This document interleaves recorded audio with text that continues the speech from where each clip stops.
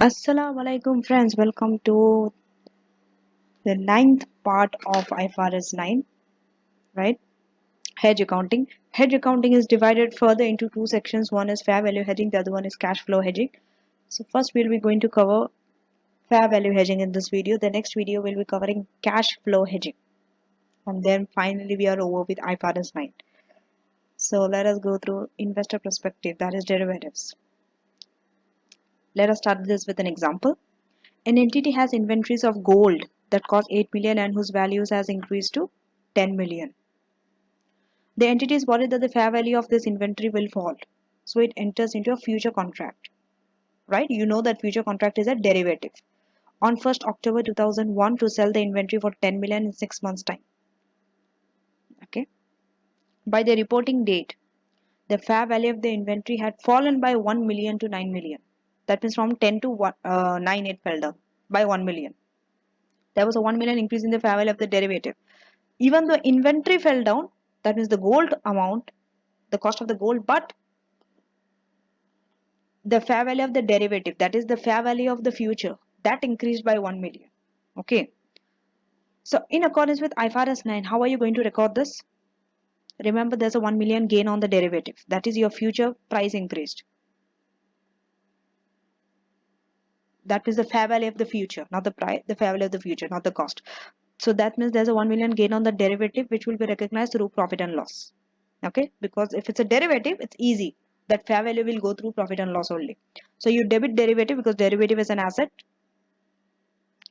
and credit profit and loss 1 million.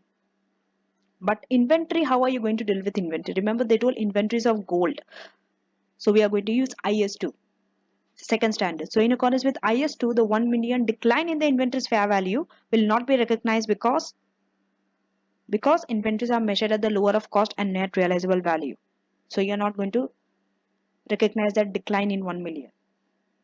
So what is the cost? Cost is 8 million. Net realizable value is 9 million, assuming that there are no selling cost. Okay. If you see that cost was 8 and it has fallen by 9. It has fallen to 1. Lower of cost and net realizable value. Net realizable value is 9, whereas the cost is 8. Cost is lower, so we are going to go by the cost, 8 million. So that fall from 10 to 1, we are not recognizing it. Okay.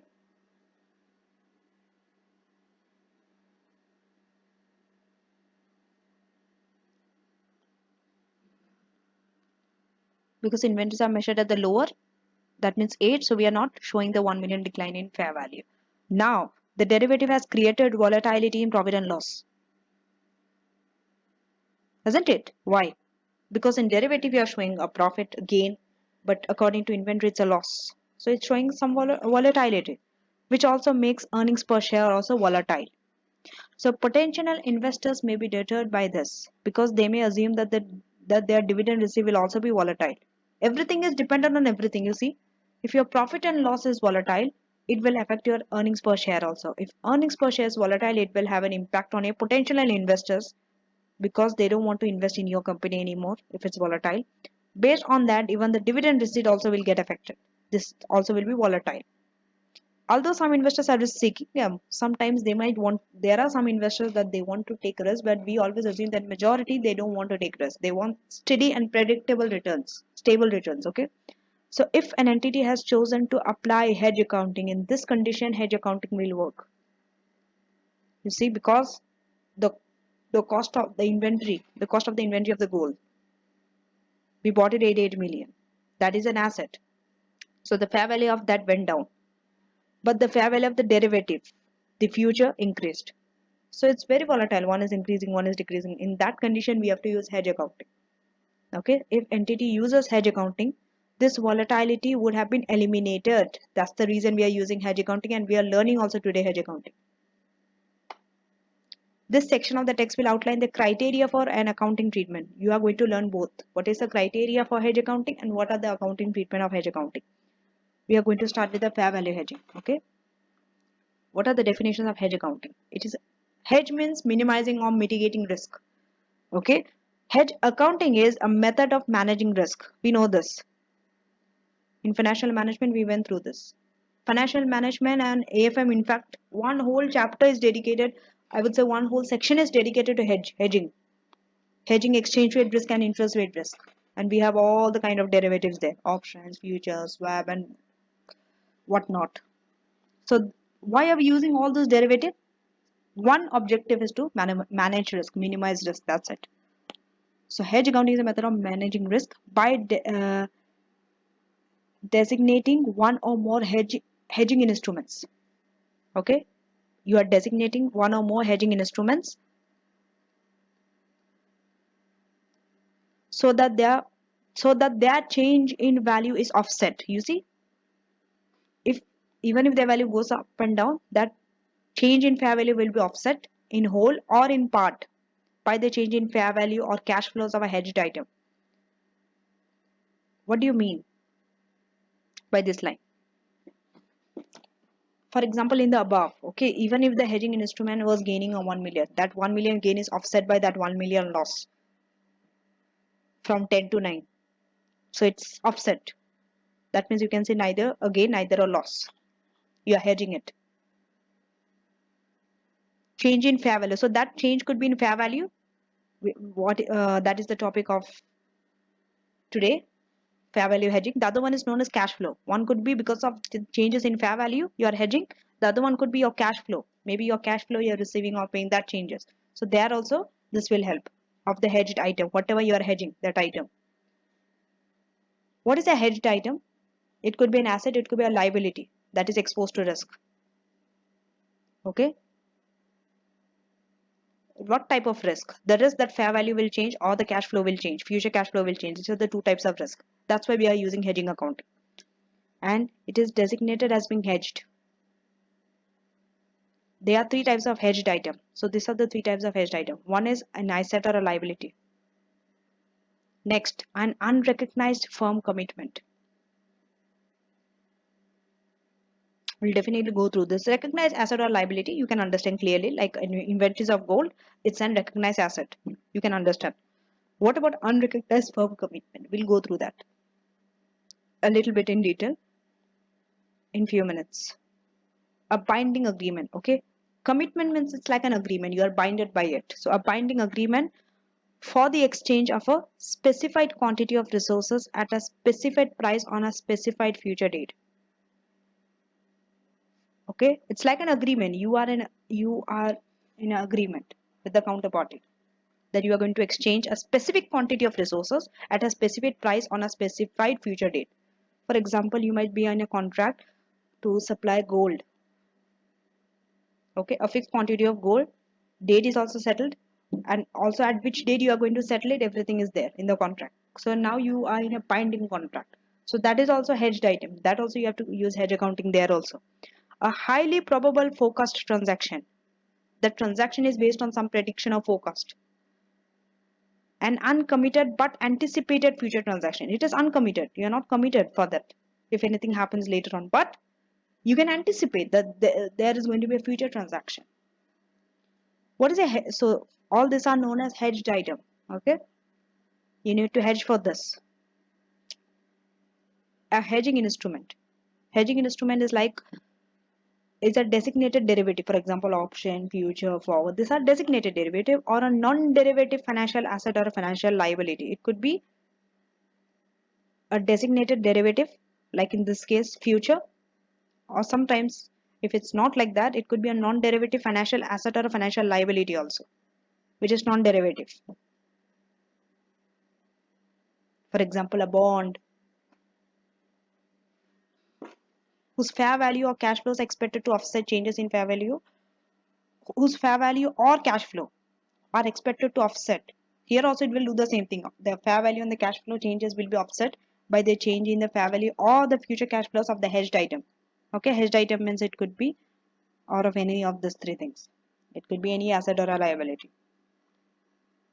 Okay, remember that they always refer two things. One is fair value, one is cash flow, but their accounting is separate up.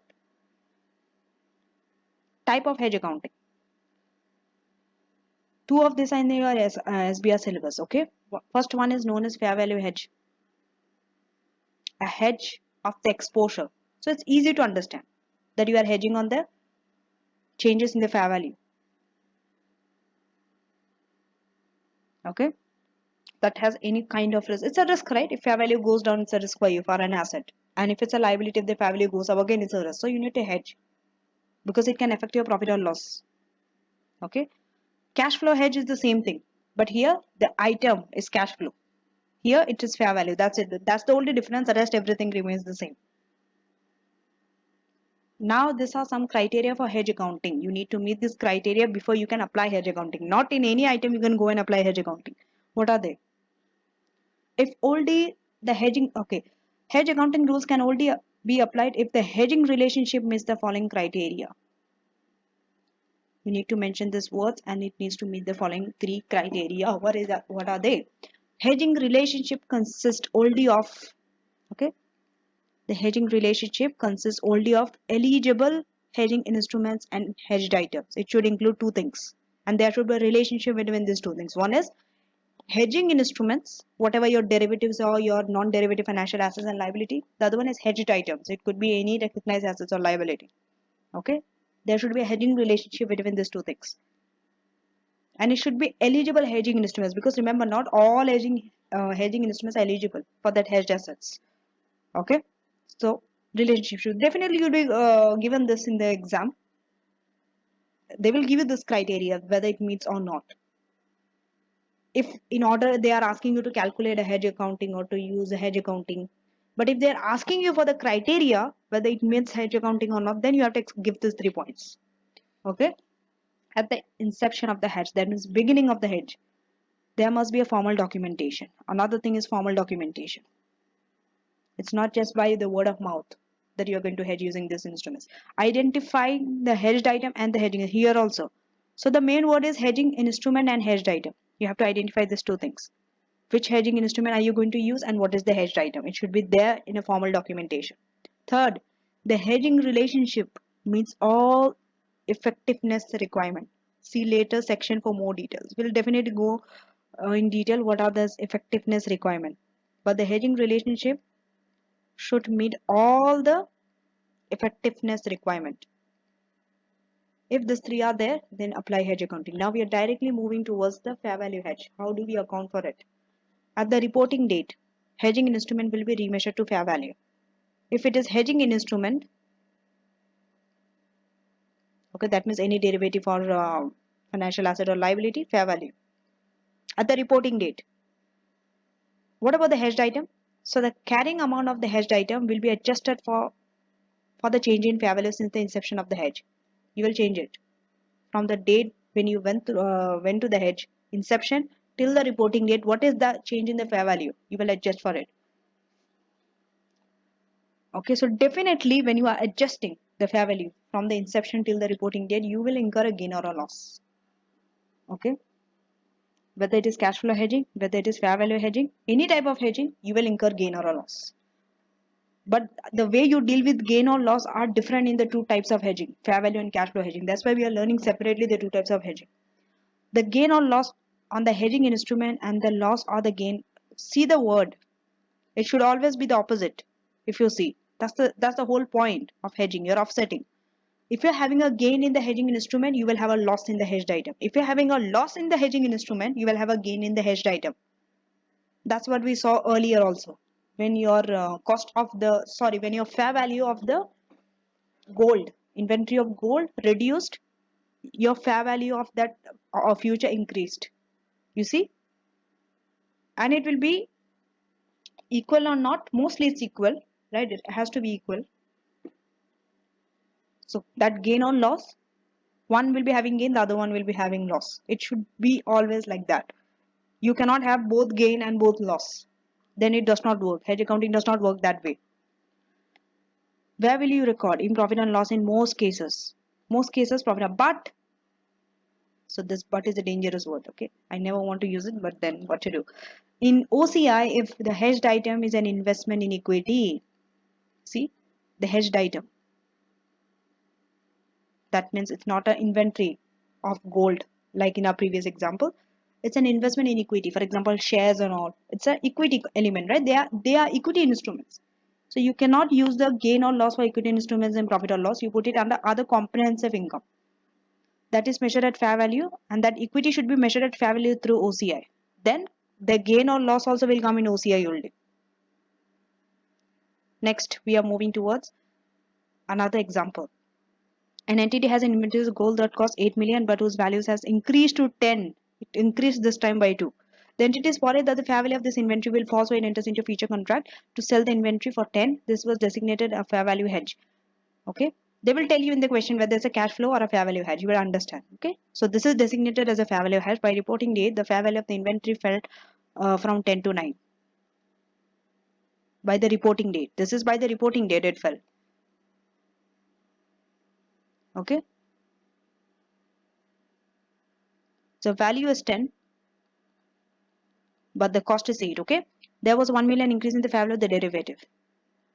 You see, inventory fell down by 1 million, but derivative increased by 1 million. What is the derivative? The future contract is the derivative. The entity believes that all effectiveness criteria have been met. That means, why are they saying this line? For you to understand that you have to use hedge accounting. So under a fair value hedge, the movement in fair value of the item and the instrument since the inception of the hedge accounted for. From the date of the hedge till the reporting date, whatever the fair value changes in both the instrument as well as the item, you need to record. Okay, and it will go in the profit and loss account in this case because they didn't mention anything about equity or anything. So no OCI. That means there's a gain also, there's a loss also. Loss on the inventory, gain on the future. So debit derivative and credit profit and loss, the gain part. And now debit because it's a loss of 1 million and inventory you have to credit 1 million. Okay. So by applying hedge accounting, you see no profit, no loss. It's 0, 1 minus 1. The profit impact of remeasuring the derivative to fair value has been offset by the movement in the fair value of the inventory. So there is no volatility in profit, no volatility in EPS, no volatility for the investors. Therefore, it's eliminated. And it makes the entity looks less risky also, both for the current and the potential investors. Note that the inventory will now be held at 7. Why? Earlier we had an issue. Why? Because we couldn't recognize that loss in inventory because we had to measure it anyway at the lower of cost or net realizable value, which was the cost. In this case, we have to record it. Why? Because the net realizable value is the lower one, the 9, not the 8. Sorry, the lower of cost or net realizable value, right? Yes, so this time, this time the cost 8 is the lower.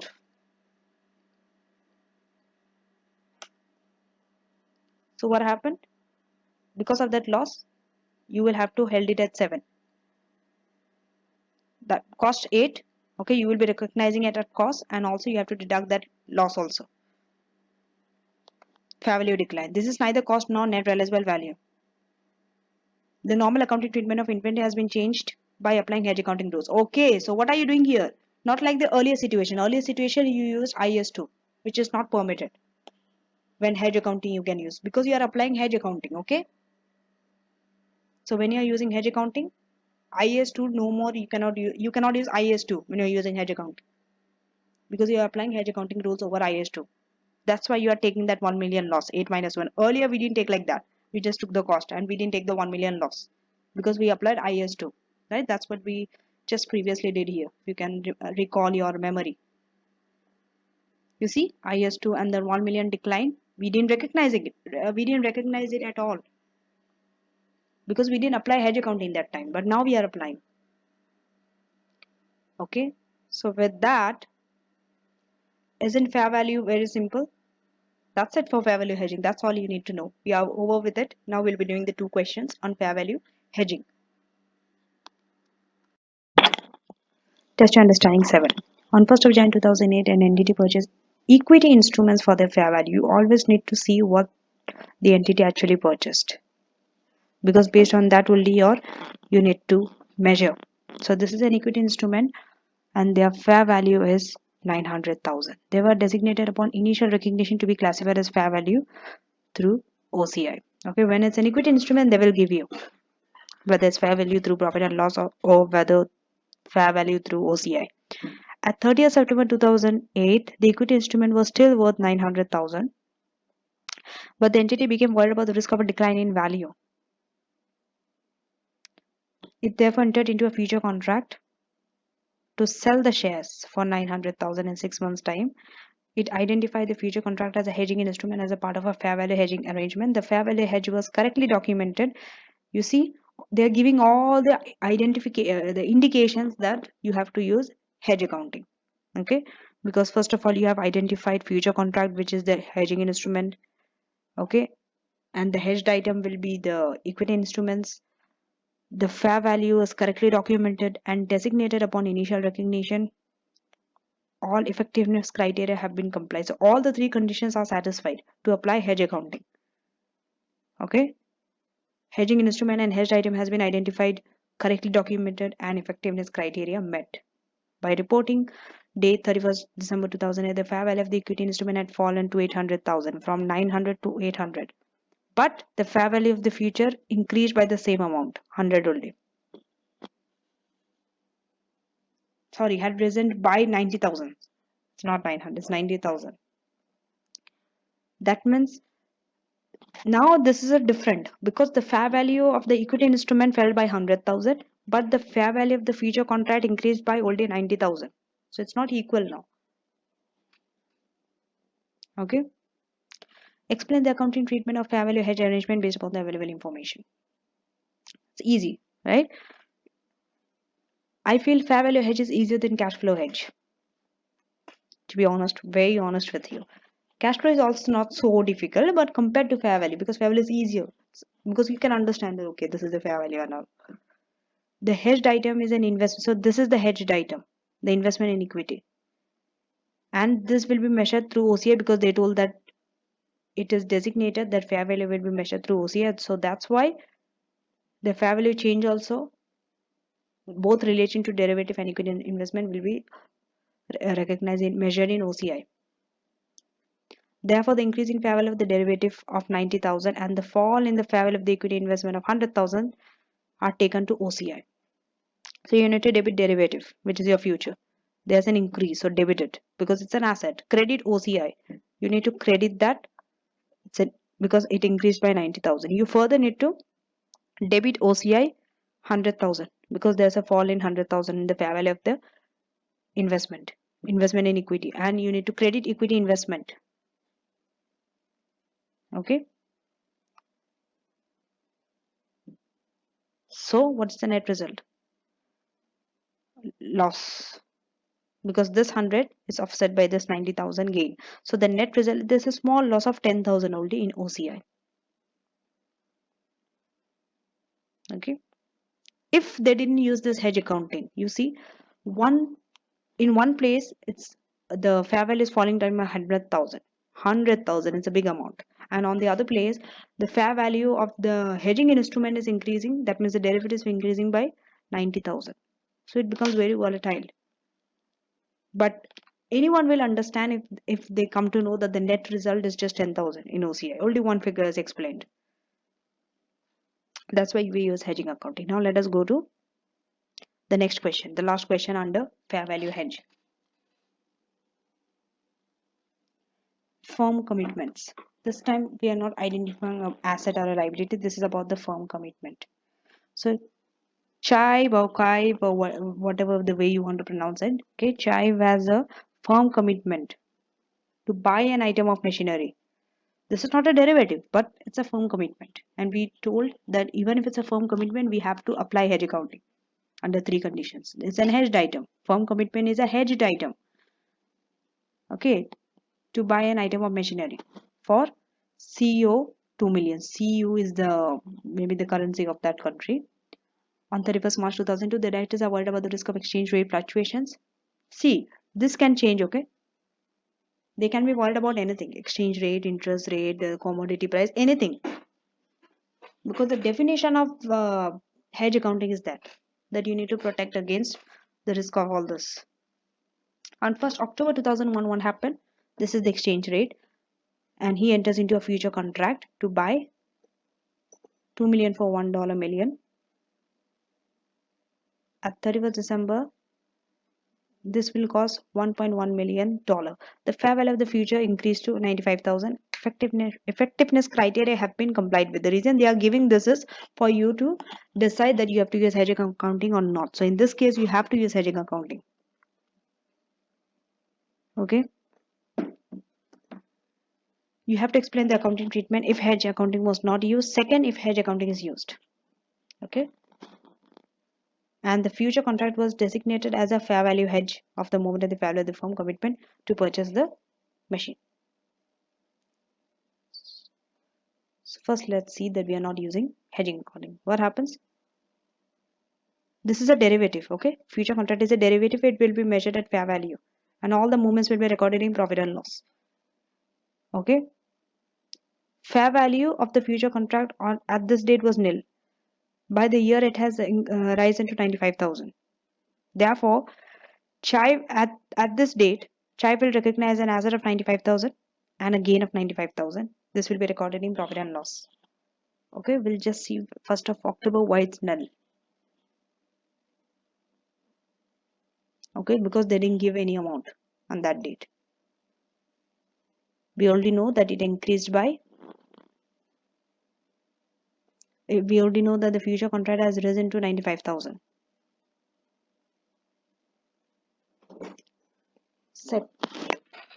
Second one,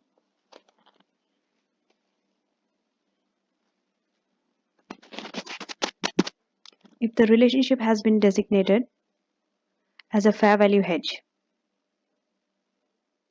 then the moment and the fair value of the hedging instrument, which is the future, and the fair value of the hedged item, the firm commitment. This time the firm commitment is the hedged item, okay? Since the inception of the hedge accounted for through profit and loss, okay?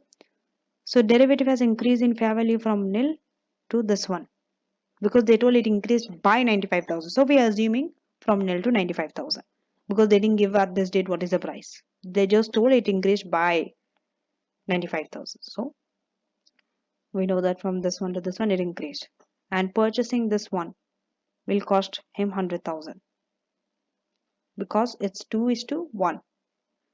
CO2 is equal to $1, half of. So in dollar it will be half of this. So 2 million will be half. That means 100,000. It will cost 100,000 more. Remember, just go here. This cost was 1,100,000, but this will be just 1 million if you are changing into dollar. Okay, so it just increased by 100,000 the cost. That's why they told it's 100,000. So you see the cost.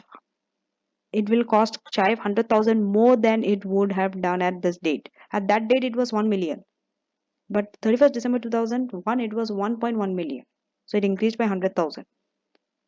Okay. Therefore, the fair value of the firm commitment fell by 100,000. So what happens?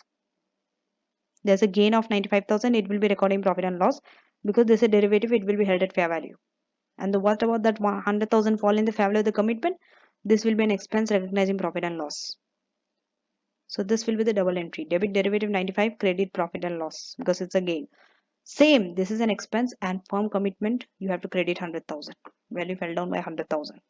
Okay.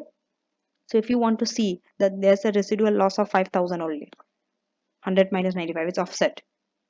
The gain on the derivative and the loss on the firm commitment, they are offset. They're net off against each other. Okay. So you can see that there's a net expense in profit and loss due to hedge ineffectiveness. What is the meaning of hedge ineffectiveness? It is not hedging entirely. If it was hedging entirely, there would be no net expense or net profit. It would be zero. Right? That hedge effectiveness means the gain and the loss, they are same.